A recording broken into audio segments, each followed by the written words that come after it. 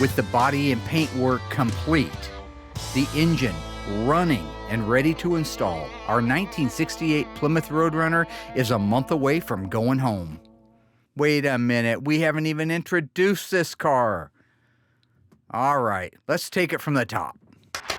They're coming to get you, Barbara.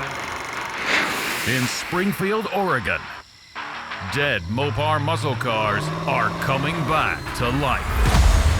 Restored by Mopar master Mark Warman.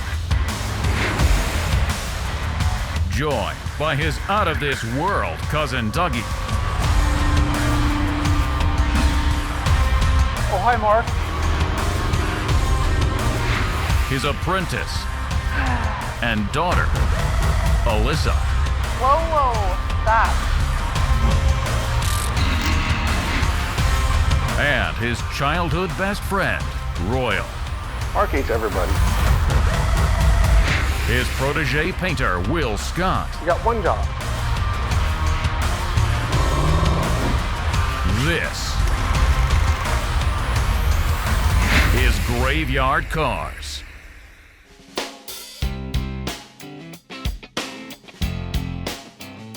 I'm Stan Curtis. This is my father, Jack Curtis. So a few years ago, I got a phone call from the Curtises. They had a 1968 Plymouth Roadrunner that had been in their family forever. It had also been setting out back in the weeds forever. And, you know, life gets in the way, so sometimes it's a pecking order, right? A car isn't always at the top of the pecking order. I had 3 small children, so I go down and I spot this Roadrunner. And first thing I spotted was the 4-speed with a straight seat. And I'm thinking, I think that'll work. It was a durable car, very durable. And my family just loved it. Now, when I first looked at the pictures, I realized that it was a rough car. I realized it was going to have a lot more rust than what showed up in the pictures. We live in the country, and he basically parked it. When they tell me it's been setting there for that many years, I know that the floors are rotten. I know that there's a chance frame rails are rotten, quarter panels, wheel houses, rear body panel. I know what I'm in for. But when I hear the story of the Curtises, it motivates me to bring this car back to life. When I was 3 years old, I remember him pulling up in the driveway and beeping the horn. And I knew that was a familiar sound, so I remember going out into the yard, and him and my brother were out there, and he just pulled up in that Roadrunner. It had like a roar to the backup, and then you could hit the horn and everybody recognized it wherever we would go. I didn't know any of my friends or relatives that actually had a cartoon on their car, and I thought that was really neat about it.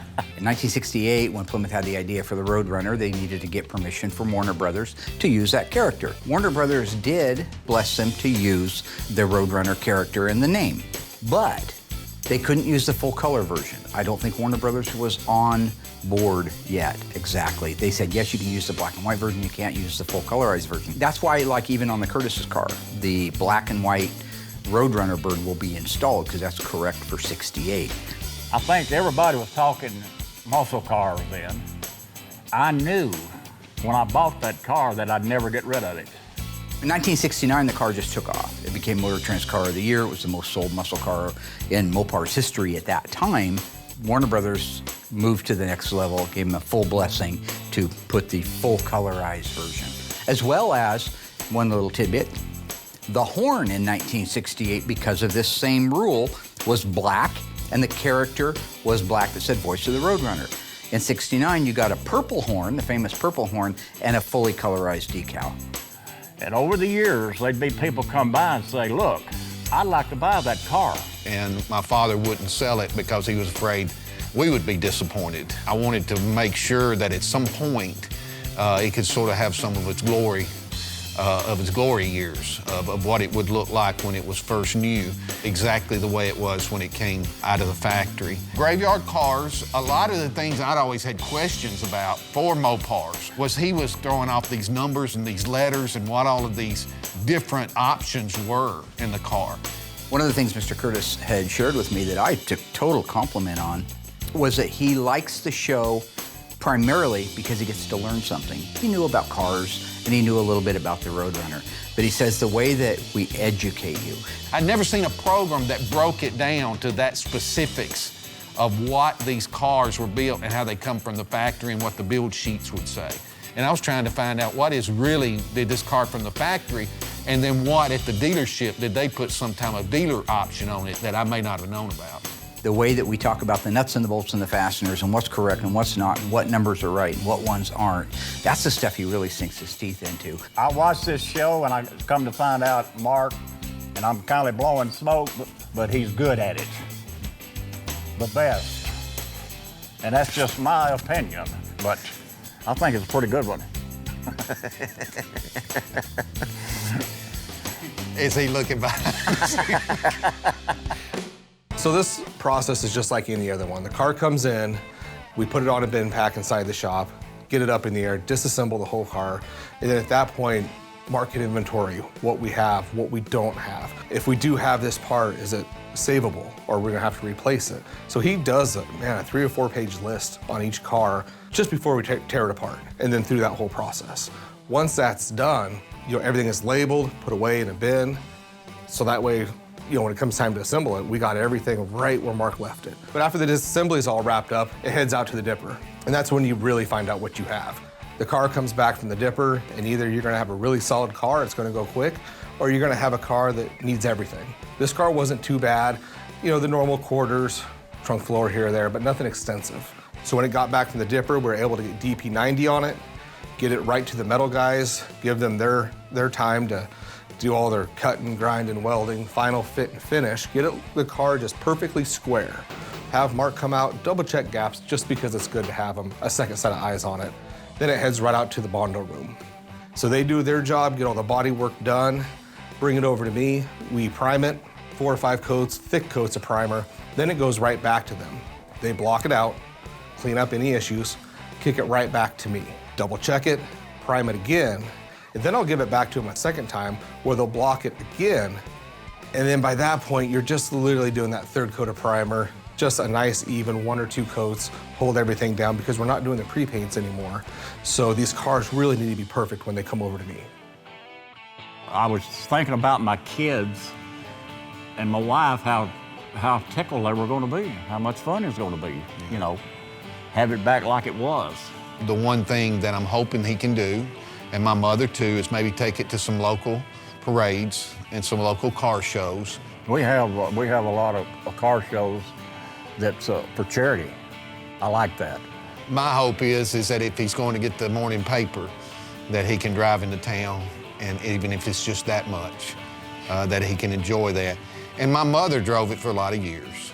I want to make sure that my grandchildren and my brothers and sisters' grandchildren have some memory, have something to look back on in their life that my father, that's related to him. I'm excited. I think y'all are gonna do great. And I can't hardly wait.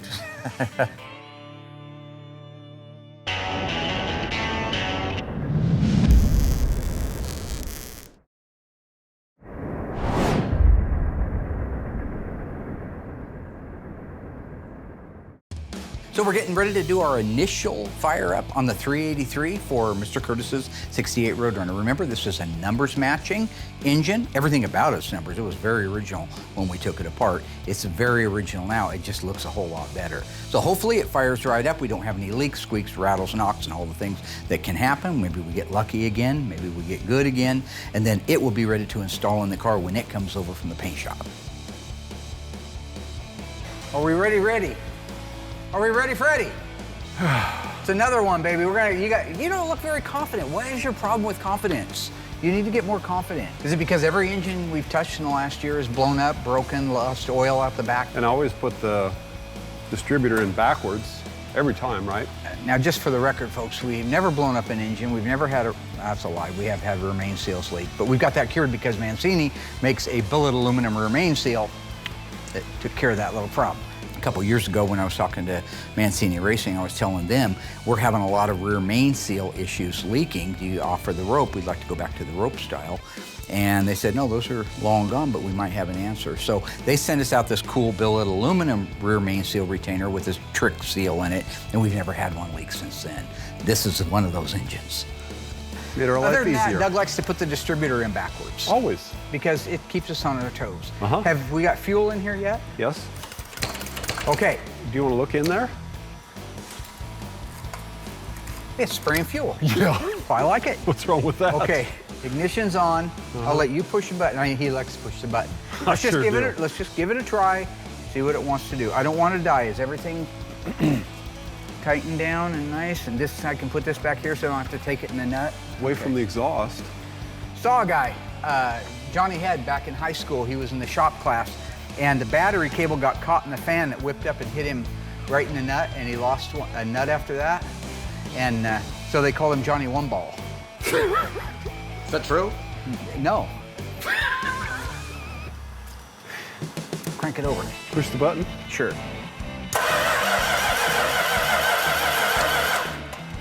You want to turn the ignition on, or you just want to crank it over? Makes no difference to me how long you want to be out here, buddy. It's a nice day. It is a nice It's a beautiful day. Be a good day to be at the coast watching flicks and grims, huh? Mm-hmm. Push the I'll button. explain it later.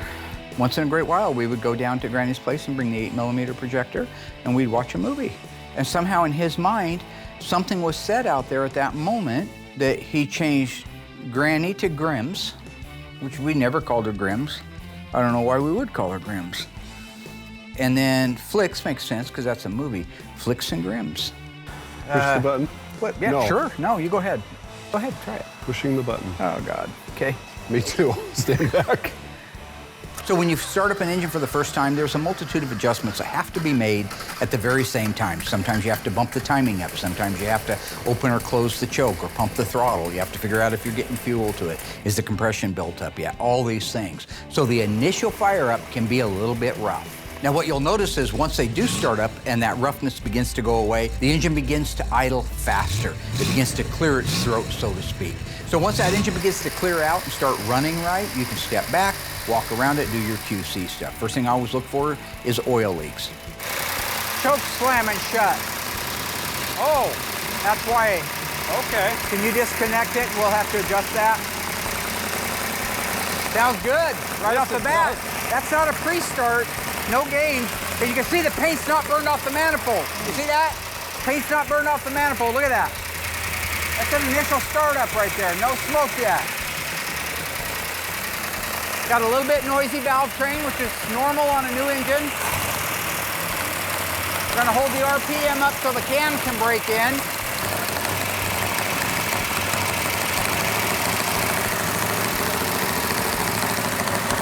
Nice. Yeah. Another engine down and another engine down. Love it. Love it.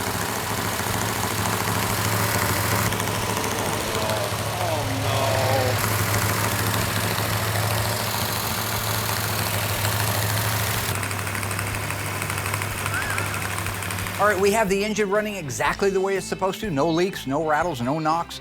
It is complete. So right now, where we're at is that drivetrain is finished and ready to go into the car. So as soon as Will gets that car over here from the paint shop, we can reunite them, put the wheels and tires on it, make it a roller, and it's gonna be really close to going back to the owners.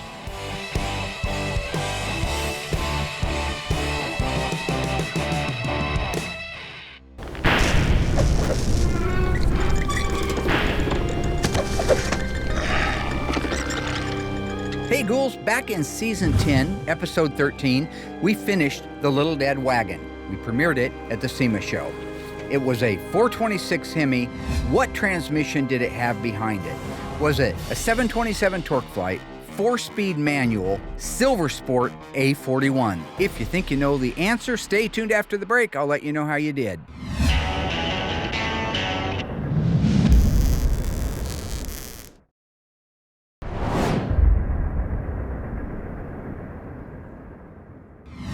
All right, folks, how did we do on that one? Our Little Dead Wagon with the big old Hemi in it. What transmission was behind it? If you said the 727 Torque Flight, congratulations, good job, you got it exactly right, and you were paying attention. We took a 727 Torque Flight out of a 4-wheel drive truck, had it completely polished and rebuilt down at Monster Transmission. We also customized a pistol grip shifter to work on the automatic transmission. If that wasn't enough, we did custom wood floors, Krager wheels, Hoosier 33-inch drag slicks, a 9-inch Ford housing with a 489 Mosier pig unit, and all of the lettering was not decals. It was hand painted on, just like the old days, by Brenda Kellerson. Today, Justin and I are installing the decal on the 1969 Charger Daytona. I did mean to ask him if you've done one of these, or you haven't? I haven't done one. I've just been around with my dad. He'd paint them on there. He painted his on? Yeah. Yeah, no chance of getting a bubble in that.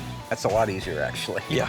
Now, keep in mind when you're talking about vinyl graphics or painted on stripes, it is not an assembly line process. It is not manufacturing that does it. It's not automated. It's all a human being doing it. Unfortunately, it's not factory, so we're going to do it this way. It's the perfect day for it. It's raining cats and dogs, middle of winter in Oregon. There's nowhere I'd rather be than in this shop out of the weather. Oh, yeah. So that means there's room for error. There's also room for variance. That's why before I disassemble a car, if it has an original decal on it, I document the heck out of that. I make sure that I have all the measurements from the back of the panel to the leading edge of the decal to the back edge of the decal.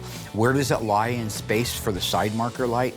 I document all those so that when I'm putting it back together again, good, bad, right, or wrong, I can put it back exactly the way it started life. And that's our goal, is to put them back exactly the way they started life. We've got to make sure that we know where this decal goes in space. Make a mark. We won't put it on yet. Just make a mark where it goes in space so we can put the deck lid one on first. The deck lid has to go on first so we have the right trajectory coming off of it for the 2 quarter panel ones. So that's what we're establishing right now. So go ahead and give me one at 1 inch. I want that end of it at 1 inch. Perfect. Great. So that's not bad for what we're doing. Okay. That looks right, yep. Now we don't have much up top here. Okay, so you come up a little bit. So here's my tape, and that's right on line at the bottom. That's pretty close right there. Yeah. Okay, so I'm liking that, and I'm liking that. I like that. Now, when it comes to this deck lid decal, there's a few things you have to be mindful of. Number one, the factory did a terrible job. If you look at my original pictures of that, it's appalling. I mean, nobody had ever adjusted the deck lid after the fact. You can see that it fit the way it had to fit. But the decal doesn't even match up lengthwise, front to back, from the quarter panel to the trunk lid. And then they're askewed, maybe 1/4 of an inch. I should have put a tape measure on that, I didn't. But it was terrible. That was the mass production. Even though it was still done by hand, it's still considered mass production. They had a short period of time to build over 500 of these cars. That was one of them. Oh, it's beautiful, yeah. For what we're needing right now, which is to establish where that goes in space, that's it. We need to put a piece of tape right where that black graphic goes on there, and that's our measurement. Okay. So this piece of tape right here represents where the bottom of the decal is gonna go on our deck lid graphic. We'll center it side to side so it has the same amount of overhang on each side, but where it goes strategically, we just need to make sure. So this tape represents the left-hand side. Let's measure from there to there. So really what's important is to make sure that that decal front to back is where it needs to be and that it lines up perfectly with the quarter decals. That way when you look at it on the side, that entire line and that entire trajectory is the same from side to side. We'll turn this over and tack cloth this. You just want to make sure that all your surfaces are clean. So he's got a tack cloth, the same one they use for painting.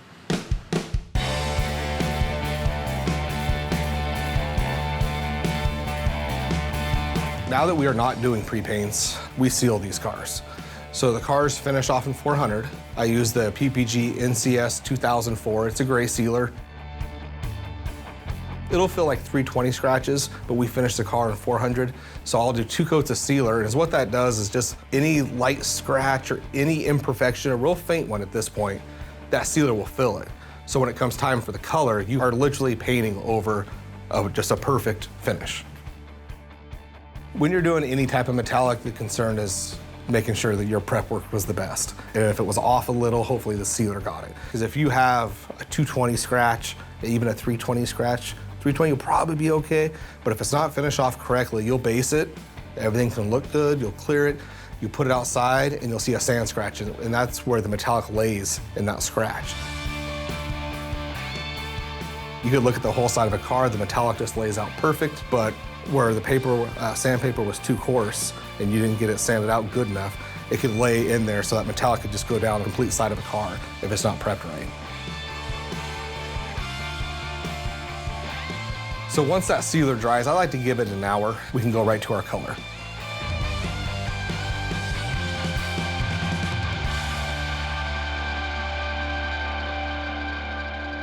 Car's looking good.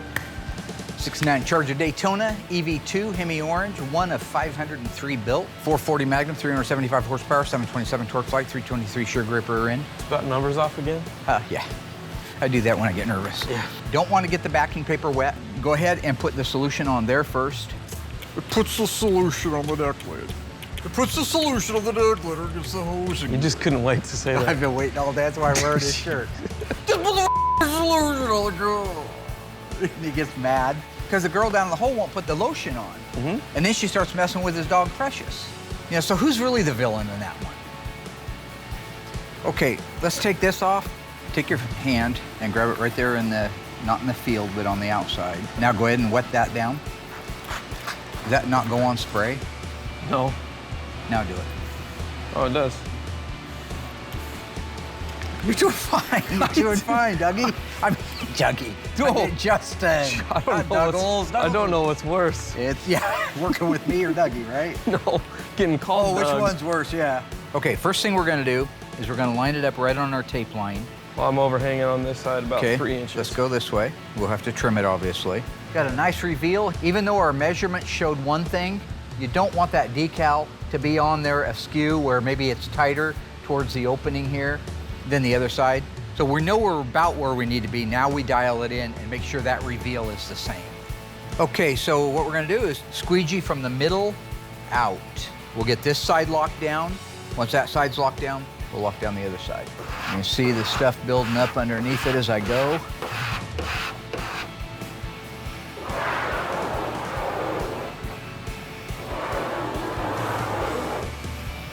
Okay, go ahead and do your side.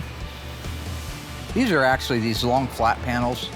The hardest thing is just keeping dirt out of it and air bubbles out of it. Oh, yeah. But it's a lot easier to lay out than a quarter that keeps wanting to peel up around the side marker openings and like the billboards. Oh, that billboard was fun. Terrible. You get your patience on those. Okay, so with that, we've got the decal in place. So we're gonna go ahead, we're not gonna pull the backing paper off right now. Just gonna let that set longer because when we go to try to peel it up, it's lifting the paper up with it. I'm just gonna let that set for a little while. But we can go ahead, we know where it is now, where it goes in space, it's stuck. So we can go ahead and put the quarter decals on it. And then what we'll end up doing, get this one set on there and squeegeed out, get the right-hand side set on and squeegee out, and then we'll just let it set overnight, and then tomorrow we'll pull them back off the backing paper, and we should be done.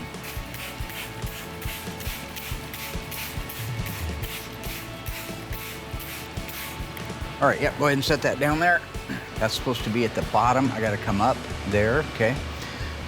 Okay, so we got 1 inch perfectly right there, and our green tape is right there. I can see the edge of it. So that's the bottom of the lettering. Off. Okay, so it's gotta come back just a hair. Just a hair. Okay, check that. A little Maybe bit a hair more. Yeah.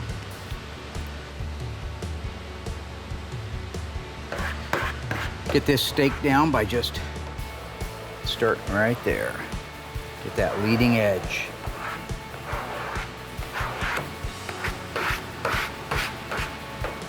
You want to get the top of this squeegeed really well. So I got to get this out of there before it's too late. Good. Did it leave any residue? Okay, so I'm gonna pull down on this, and when I do, I need you to squeegee that corner real nice. Yep. So much easier with 2 people. Yeah.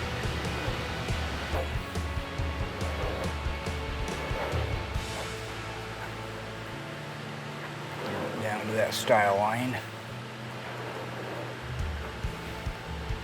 Okay, so we got that side on. It just needs to dry overnight. We're gonna go ahead and put the passenger side on, and then we'll pick back up with the removal of the backing tape and sticking all the edges down. Same as this side as it is on the other. And we're right at 1 inch. And we got about the same overhang. Yeah. Go ahead and lock it down.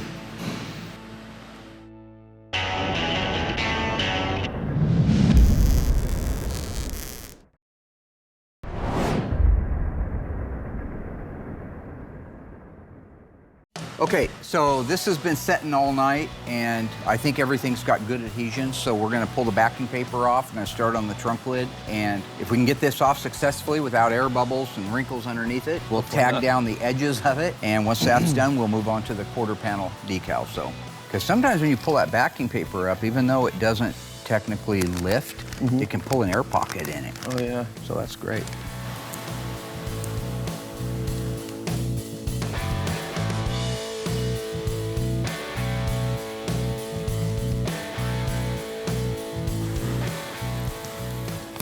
It's looking really good. Yep. It's looking good. Oh.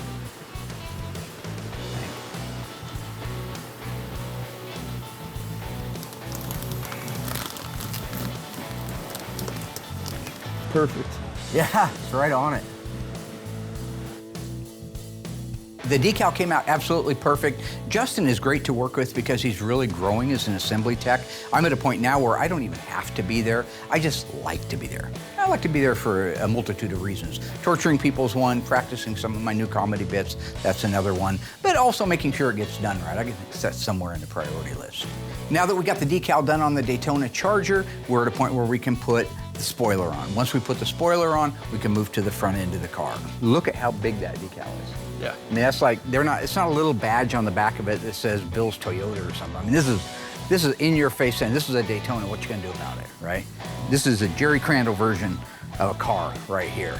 What are you gonna do? I can't say that anymore, but I guess I can't even bleep the word now because you can see my mouth is, you can see that. Why don't they just pixelate around your mouth? Well, I don't know, why don't you call the editors and ask them? I'm just telling you I can't say.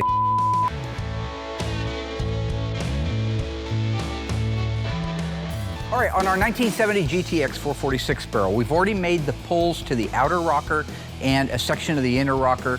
The inner structure for the quarter is also pulled. Now, all of those things are not only pulled out, and you've seen that previously, but we have it all trimmed away to a point where we can come in now. This is the most crucial part of the pull on this, is to be able to clamp right onto the floor, where the floor meets the inner rocker and the under seat pan, and make a pull directly on that. We're trying to save the under seat pan. So I'm gonna be working with Shane. Shane's gonna make the pulls on it, and you're gonna watch the floor itself come out, and while it's out and under a load stretched out, he's going to do stress relieving. He's gonna hammer that area until it's shaped the way he wants. Then when he lets off of the actual pump itself, it won't go back, it'll stay where it's at. Once that's done, we can go ahead and start building out that inner structure pieces and putting the car back together again.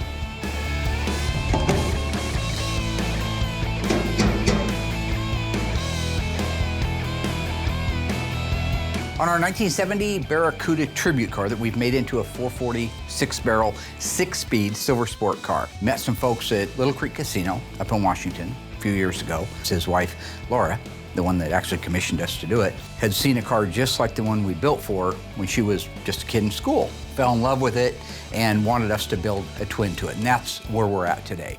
This car had suffered some trauma. It had a tree fall across it, caved the roof in. So we had a significant amount of work to do to the roof and the roof inner structure. We had to end up putting quarter panels, floors, main floor, replace those in the car, convert it over to a manual shift so that we could put that Silver Sport 6-speed transmission in it. And then the rest is just body and paint work.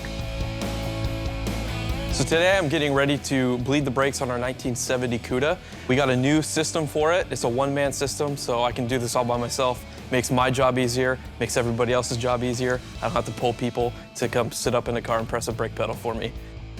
From time to time, I'll show you something that we're doing a little bit differently than we've done in the past. If you go back to previous episodes, you'll see us bleeding the brakes out manually on these cars. Because once the system's all together, it's full of air. It has to be bled out. Typically, that's a process of one guy gets up in the car, raise it up on the bin pack. He pumps the brake pedal. That pressurizes the master cylinder to start sending fluid through the system. You crack the little zerts at the end, and then hopefully the air comes out, and you have a solid hydraulic system that's ready to work. It can take time to do that, but it does work. It's just a two-man job, and it takes time. So what I wanted to do is speed that process up. So I bought a pressure bleeder for it, and I bought an adapter kit. Now what this allows me to do is to pressure bleed the system with just one person, and know that you're getting all the air out of it the first time. So the way the pressure bleeder works, it's a reservoir with a pump, and it's filled with brake fluid. And that runs up the lines that you connect and goes into the master cylinder itself. It presses right down, these two fittings press right down on the openings in the master cylinder for the primary and the secondary, the brakes in the front and the brakes in the back. And it just continually puts fluid in there. So because now you have this constant flow of brake fluid, no chance of introducing air into the system, you get a constant movement of fluid out of that master cylinder. So we can bench bleed it like we did, comes out of the master cylinder, up over the tubes and down into the cup. You could fill that cup up until the reservoir on the ground was empty. Be no reason to. All you're trying to do is bench bleed it and get the little bit of air that's in the master cylinder out before you bolt it on the car. Okay, so he's made the pull in the main area, the first area damaged, so he's just gonna slide the clamp down now and make another pull towards the back. He just has to work his way up and down that rocker and make the pulls, because one pull won't do it. Okay, so he's got it pulled out to where it needs to be for the most part. He's got some more trimming to do. That last rip was the inner rocker that we're replacing. That's why he was pulling on it, because it's sacrificial. But that really came out nice. That's frame rack, my friends. Double check your alignment on the ports down below and the bottom of the master cylinder. They're tight, chain is tight. We can connect our brake line feed coupler. It's connected there. Now we can lift this thing up in the air. Once the master cylinder is bolted on the car, there's a series of adapters to make sure that it's a tight fit.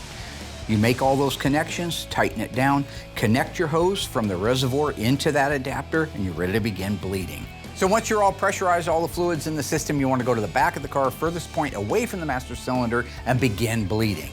Pressurized system, all you do is crack that bleeder valve until you have solid fluid coming out. Then close it. Go to the left rear, crack the valve, solid fluid, close it. Lather, rinse, and repeat. So the Cuda's brakes are bled, they're done. The new system worked out perfect. I couldn't be happier. Now that that is done, we can get this car ready for the initial fire up and then ready for alignment.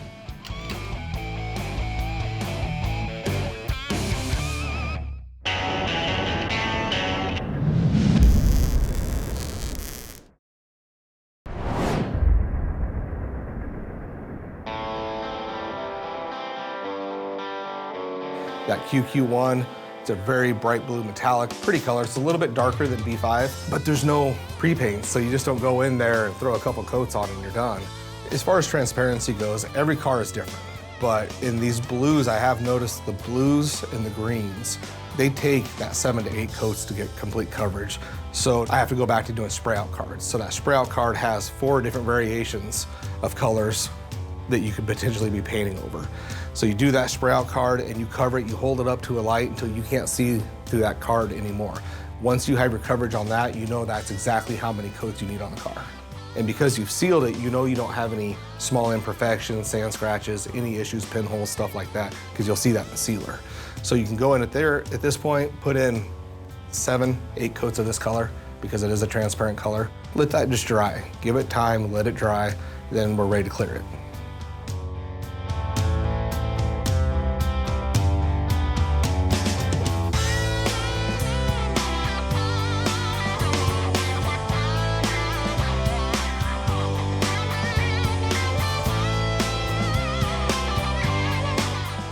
I prefer just to paint it once, not doing the pre-paint at all. It does require more time to make sure the car's perfect, but because right now, until they get mad and quit, I have 2 or 3 helpers. So we have the time to put that in. My preference, just do a final paint and be done. Now, one of the things that was so important to Laura when we built this car was that it had a big camshaft. She liked the rumble of the cam. She remembered that from the car when she was in school. We built the car with that in mind. We built the engine with that in mind. But we wanted to run a stock engine for the most part. We didn't want to spend a bunch of money on the inside of that engine. We're going to run stock exhaust. Wouldn't make sense, but we wanted to accommodate the camshaft. So the Mother Thumper camshaft, as I so eloquently put it, I guess Comp came up with it first. I would have came up with it, but it's pretty clever. The Mother Thumper cam has a high lift and a high duration, so we did have to do some modifications to the cylinder heads and the compression ratio so that at the end, the final compression ratio would be 10 1/4 to 1 like the factory 446 barrel engine would be, but it would accommodate this camshaft. So outward and inward, other than the cam and the heads, this is a 100% completely stock F440 HP engine. With that, I'm gonna round up Doug and Justin, and we're gonna fire this thing up. So I guess I'd be remiss if I didn't say mother thumper, right? Like Sam Jackson, right? What do Sam Jackson said? It's a mother thumping cam and a mother thumping Cuda. Okay, So we crank the engine over so we have fuel up to the carburetors, but this is the first time we're powering it up because we're very much believers in just sharing the good, the bad, and the ugly. So usually what happens is no matter how hard we try, the distributor's in 180 degrees out. That's part of our charm, right, Dougie? Yep. And then the other thing is usually the carburetors have sat for years and they like to puke fuel all over the place, catch a car on fire and burn it to the ground. If you saw Omen, that's great. It's like that. But we're gonna try it anyway. So looks like it's got some fuel in it. We've got a remote starter here and the key is on. The transmission is in neutral. Let's see what it wants. For your Right, guys' Justin? safety. Yeah. Right? That's a good sound. Hey. No way, no way. Can't be that easy, right? No. Wow.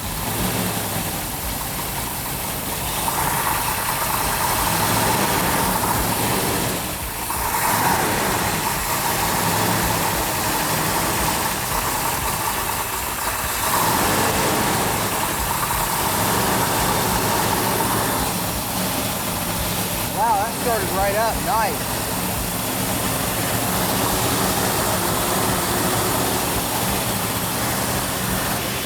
So what we're doing is going to let that run for probably 10 minutes. You guys won't be there for all of it. But once it's ran for 10, 15 minutes, the cam will be broke in. Then we can lower the idle down. At that point, we'll go back and listen to the cam in the back. Sounds like a big cam right now. Yeah. Sounds like a huge cam. Okay, we'll be back.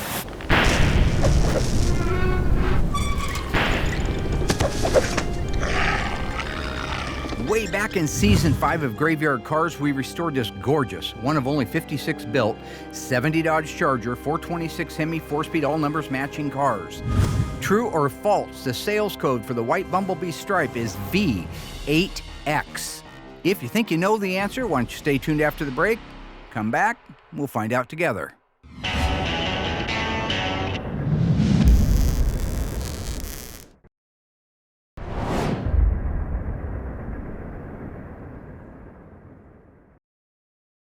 So we just finished starting it up. I got the idle set down. Fluid levels are all topped off. Listen to that. Motherfucker! That sounds You good. cannot tell me that did not sound bitchin'. Sounds good. That sounds really good. I'm gonna give it a little RPM. Okay. Give it a little R. Music to the ears. Uh-huh. Yeah. There you go. How's it sound? Oh, perfect. Absolutely beautiful. That is the cam I want to put in all our engines. You're up at the gut. It's Saturday night. You're cruising along in an FJ 570 Cuda 446 barrel. Uh-huh, yeah. Yeah, that. With a mother thumping cam. A mother thumper? Mother thumper. Yeah. And you're going to go back to your mother thumping house. Yeah, my house. And do what? And that's where it gets edited. Everybody knows that I love to have fun, especially when I get an initial engine fire up, I get a little crazy. A lot of people don't like my dancing, so I've cut a little bit of it back, but I still like to cut up and have fun and laugh. The only problem is, it's like in the Bible it says, don't cast your pearl among swine. I don't mean that bad, but it's like, here's all my best comedy stuff getting wasted on a guy that doesn't pay attention, has the attention span of a flea, and answers his phone in the middle of a set. Good job, gentlemen. Oh, if you got a personal phone call and you need to take it, you go ahead. Can you shut this off? Don't let the car, the show, anything get in your way. But I love him, though. You can't help it. You can't pick the people you love. You just end up loving them. Look in that camera right there.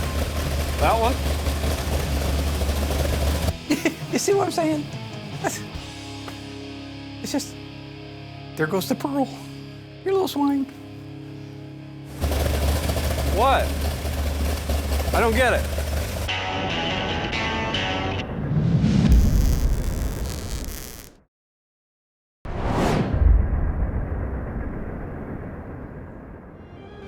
All right, my ghoulish friends, how did we do on that one? True or false, V8X is the sales code for the white Bumblebee stripe. If you said true, you are wrong, but I threw you a bit of a curveball.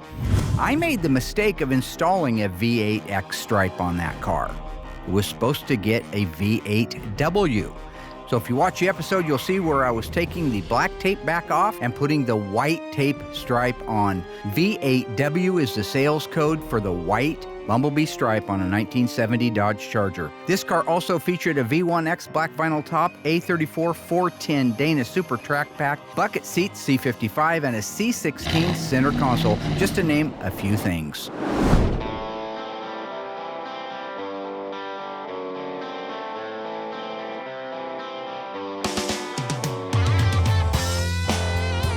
When it comes time to clear, I usually don't do them in the same day. So the next day you come in, you're fresh, you're ready to go. Do a good once over on the car, make sure you're actually ready to clear.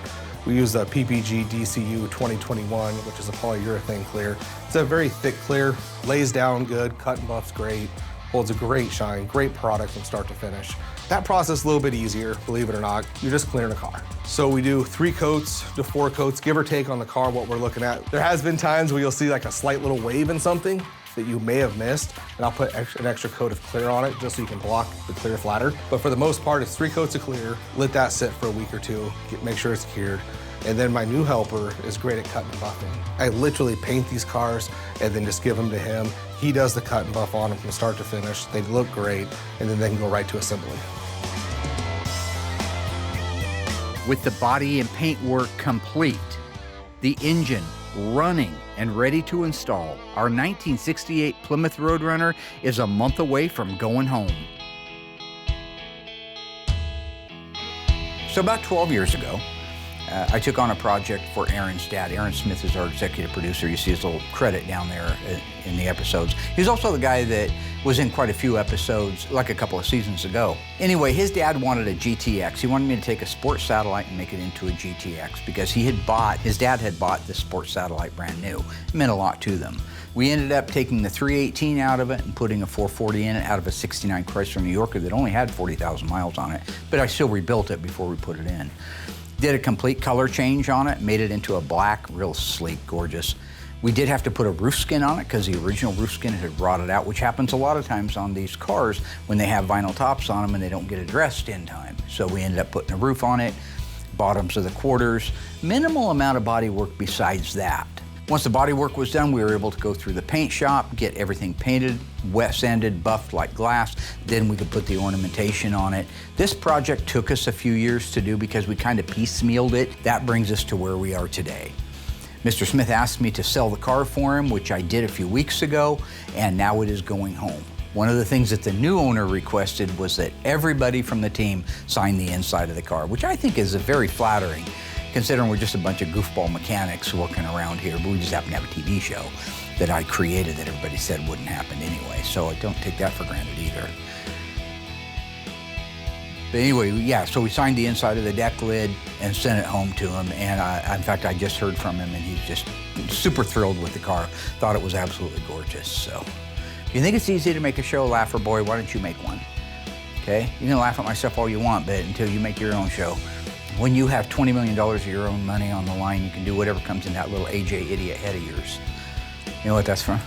I don't think it's 20 million, it's probably 2 million, but it might be 6 million. It's Bruce Willis, Armageddon. Oh, yeah. And cut. cut.